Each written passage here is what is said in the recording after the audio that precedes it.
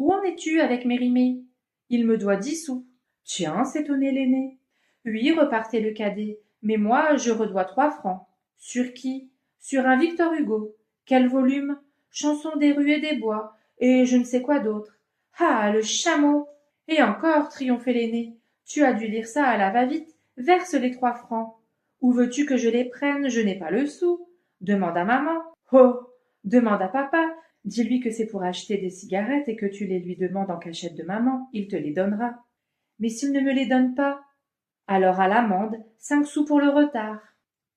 Les 2 sauvages, qui lisaient comme autrefois lisaient les adolescents de 14 et de 17 ans, c'est-à-dire avec excès, avec égarement, le jour, la nuit, au sommet des arbres, dans les fenils, avaient frappé d'interdit le mot mignonne, qu'ils prononçaient mignonne avec une affreuse grimace tordue suivie d'une imitation de nausée. Recensaient dans chaque livre nouveau, chaque mignonne vouée à l'exécration, créditait de 2 sous une cagnotte. En revanche, un livre vierge rapportait 10 sous à son lecteur. Le contrat jouait depuis 2 mois, et l'argent, s'il en restait au bout du semestre, paierait des bonbons, des filets à papillons, une nasse à goujons. Mon jeune âge, 8 ans, m'écartait de la combinaison. Au dire des 2 frères, il y avait trop peu de temps que je ne grattais plus pour les manger au long des chandelles les coulures en forme de longues larmes, et les 2 garçons m'appelaient encore enfant de Cosaque. Pourtant, je savais dire mignonne en tordant la bouche et m'efforçais ensuite de vomir, et j'apprenais à côté des romanciers selon les nouveaux statuts. Dickens rend beaucoup, disait un sauvage.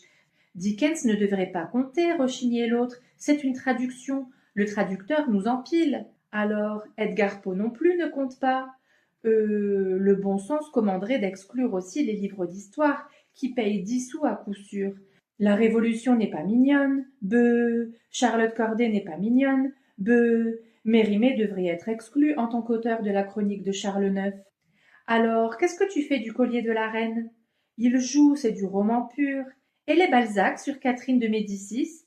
Tu parles comme un enfant, il joue. Ah non, mon vieux, permets.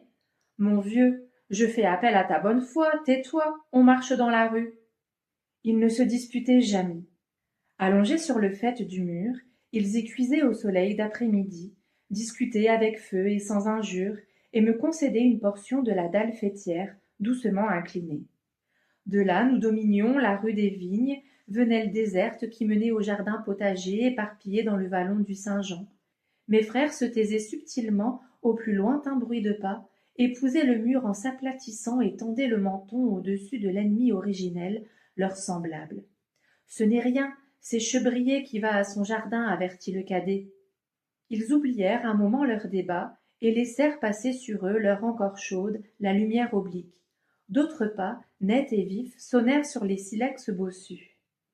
Un corsage lilas, un buisson de cheveux crépelés, d'un rose de cuivre, éclairèrent le haut de la rue. Ouh, la rousse, souffla le cadet. Ouh, la carotte. Il n'avait que 14 ans et voulait du mal aux filles, qui l'éblouissaient d'une lumière trop crue. C'est Flore Chebrier qui rejoint son père, dit mon frère aîné, quand l'or et le lilas s'éteignirent en bas de la rue. Elle a joliment changé. Son cadet, couché sur le ventre, posa son menton sur ses bras croisés. Il clignait par mépris et gonflait sa bouche, qu'il avait ronde et renflée comme les petits éoles des vieilles cartes marines. C'est une carotte, c'est une rouge, au feu, cria-t-il avec une grossièreté d'écolier jaloux. L'aîné haussa les épaules. Tu ne t'y connais guère en blonde, dit-il. Moi, je la trouve mais très, très mignonne. Un gros rire de garçonnet, enroué de mue, salua le mot maudit que caressait la voix rêveuse de l'aîné, le séducteur aux yeux perses. J'entendis une bousculade sur le mur, les clous des souliers raclant la pierre, une chute molle de corps liés sur la terre accueillante et sarclée au pied des abricotiers, mais ils se délièrent aussitôt avec une hâte sage. Ils ne s'étaient jamais battus ni insultés.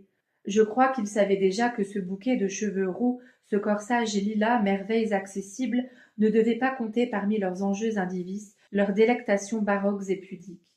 D'un pas bien accordé, ils s'en retournèrent vers les étaloirs de liège où séchaient les macaons, vers la construction d'un jet d'eau, vers un système d'alambics à distiller la menthe des marais, instrument capricieux qui enlevait au produit distillé le parfum de la menthe, mais lui laissait intacte l'odeur du marécage.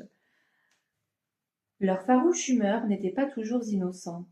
L'âge qu'on dit ingrat, qui étire douloureusement les corps enfantins, exige des holocaustes. Il fallait à mes frères une victime.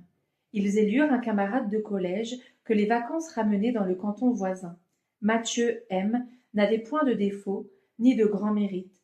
Sociable, bien vêtu, un peu blondasse, sa seule vue échauffait mes frères d'une perversité comparable à celle des femmes enceintes. Aussi s'attachait-il avec passion aux deux sauvages fiers, chaussés de toile, coiffés de joncs, et qui méprisaient ses cravates.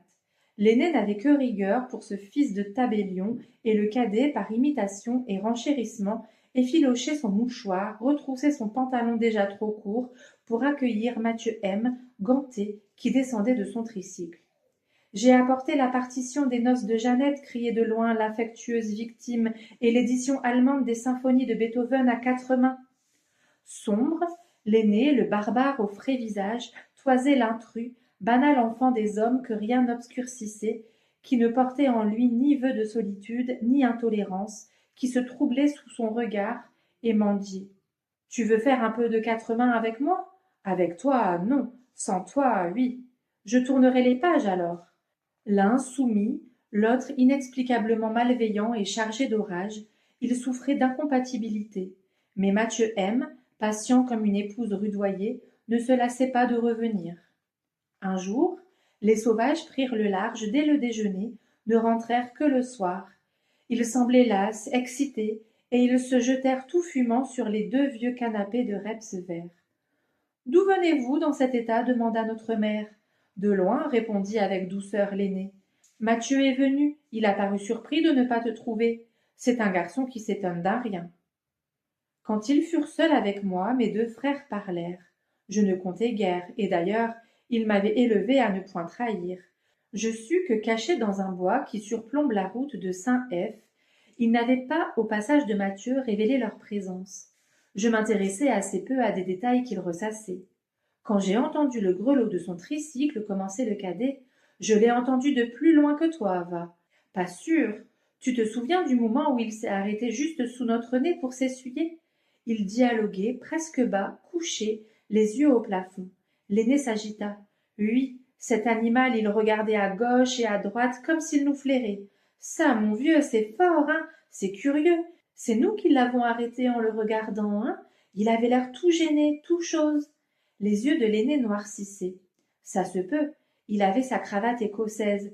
Cette cravate-là, j'ai toujours pensé qu'elle serait cause d'un malheur. Je m'élançai entre eux, avide d'émotion. Et alors, quel malheur! Ils me jetèrent tous 2 le plus froid regard. D'où est-ce qu'elle sort, celle-là? Qu'est-ce qu'elle veut avec son malheur? Mais c'est toi qui viens de dire. Ils se redressèrent, s'assirent, ricanèrent de connivence. Il n'est rien arrivé, dit enfin l'aîné. Qu'est-ce que tu veux qu'il arrive? On a laissé passer Mathieu et on a bien rigolé. C'est tout, fis-je déçu. Le cadet se leva d'un bond. Il dansait sur place et ne se possédait plus. Oui, c'est tout. Tu ne peux pas comprendre. On était là, couchés, on l'avait au ras du menton. Lui, sa cravate, sa raie de côté, ses manchettes, son nez qui reluisait. Ah, bon Dieu, c'était épatant. Il se pencha sur son aîné, le frôla du nez animalement. C'était facile de le tuer, hein? Rigide, les yeux fermés, l'aîné ne répondit pas. Et vous ne l'avez pas tué, m'étonnai-je? Ma surprise les arracha sans doute au bois obscur où ils avaient, invisibles, tremblé d'affût et de plaisir homicide, car ils éclatèrent de rire et redevinrent puérils à mes dépens. Non, dit l'aîné, nous ne l'avons pas tué, je ne sais pas pourquoi d'ailleurs. Ragaillardi, il entonna ses improvisations préférées, fille difforme du rythme et du verbe, conçue aux heures où son esprit d'étudiant, rebutant le travail, s'accrochait sans le savoir au relief des mots qu'il détergeait de leur sens. Ma petite voix lui fit écho. Je suis seule maintenant à affirmer sur un air de polka qu'un cachet de benzonaphthol, ça fait du bien pour le mal à la tête, un cachet de benzonaphthol, ça fait du bien pour la métrite du col. Affirmation aventurée, contraire à toute thérapeutique, à laquelle je préférais sinon la musique, du moins le texte d'une aubade connue.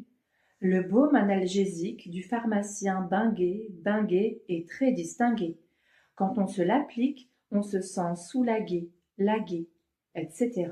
Ce soir-là, mon frère, encore exalté, chanta la nouvelle version de la sérénade de Severo Torelli. Nous n'avons pas tué Mathieu pour ce soir, ma brune, laissons vivre encore ce rival de la lune. Le cadet, autour de lui, dansait, radieux comme un Lorenzaccio à son premier crime. Il s'interrompit et me promit avec gentillesse: on le tuera la prochaine fois. Ma demi-sœur, l'aînée de nous tous, l'étrangère, l'agréable laide aux yeux tibétains, se fiança à la veille de coiffer sainte Catherine. Si ma mère nous a empêché ce mauvais mariage, elle ne tue pas ce qu'elle en pensait. De la rue de la Roche à la Gerbaude, de Bel-Air au Grand Jeu, on ne parla que du mariage de ma sœur. Juliette se marie, demandait-on à ma mère, c'est un événement. Un accident, rectifiait Sido. Certains risquaient aigrement: enfin, Juliette se marie, c'est inattendu, c'est un peu inespéré. Non, repartait Sido belliqueuse, c'est désespéré. Qui peut retenir une fille de 25 ans? Et qui épouse-t-elle? Oh mon Dieu, le premier chien coiffé. Au fond, elle prenait en pitié la vie gorgée de rêves et de lectures effrénées de sa fille solitaire. Mes frères considérèrent l'événement du haut de leur point de vue personnel. Une année d'études médicales à Paris n'avait pas apprivoisé l'aîné, haut, resplendissant, et que le regard des femmes, quand il ne les désirait pas, offensait. Les mots cortège nuptial, frac de soirée, déjeuner dînatoire, défilé tombèrent sur les deux sauvages comme des gouttes de poix bouillantes. Je n'irai pas à la noce, protestait le cadet, l'œil pâle d'indignation et toujours coiffé à la malcontent. Je ne donnerai pas le bras, je ne mettrai pas un habit à queue. Tu es le garçon d'honneur de ta sœur, lui remontrait ma mère. Elle n'a qu'à pas se marier. Pour ce qu'elle épouse, un type qui sent le vermouth, d'abord, elle a toujours vécu sans nous. Elle n'a pas davantage besoin de nous pour se marier. Notre belle aînée parlait moins, mais nous lui voyions son visage de sauteur de mur, son regard qui mesurait les obstacles. Il y eut des jours difficiles, des récriminations que mon père, soucieux et qui fuyait l'odorant intrus, n'apaisait pas. Puis les deux garçons parurent consentir à tout. Bien mieux, ils suggérèrent l'idée d'organiser eux-mêmes une messe en musique, et de joie, Sido oublia pendant quelques heures son chien coiffé de gendre. Notre piano hauché prit le chemin de l'église, mêla son joli son un peu sec au bêlement de l'harmonium. Les sauvages répétaient, dans l'église vide qu'ils verrouillaient, la suite de l'Arlésienne, je ne sais quelle stradella, un saint Saëns dévolu aux fastes nuptiaux. Ma mère s'avisa trop tard que ses fils, retenus à leur clavier d'exécutants, ne figureraient qu'un moment aux côtés de leur sœur. Ils jouèrent, je me le rappelle, comme des anges musiciens, et ensoleillèrent de musique la messe villageoise, l'église sans richesse et sans clocher. Je paradiais, fière de mes 11 ans, de ma chevelure de petite Ève et de ma robe rose, fort contente de toutes choses, sauf quand je regardais ma sœur tremblante de faiblesse nerveuse, toute petite, accablée de failles et de tulle blanc, pâle, et qui levait sa singulière figure mongole, défaillante, soumise au point que j'en eus honte, vers un inconnu. Les violons du bal mirent fin au long repas, et rien qu'à les entendre, les deux garçons frémirent comme des chevaux neufs. Le cadet, un peu gris, resta, mais l'aîné, à bout d'efforts, disparut. Il sauta pour pénétrer dans notre jardin, le mur de la rue des Vignes, erra autour de notre maison fermée, brisa une vitre, et ma mère le trouva couché quand elle rentra, lasse, triste, ayant remis sa fille, égarée et grelottante, aux mains d'un homme. Elle me contait plus tard cette petite aube poussiéreuse d'été, sa maison vide et comme pillée, sa fatigue sans joie, sa robe à devants perlée, les chats inquiets que la nuit et la voix de ma mère ramenaient. Elle me disait qu'elle avait trouvé son aîné endormi, les bras fermés sur sa poitrine, la bouche fraîche et les yeux clos, et tout empreint de sa sévérité de sauvage pur.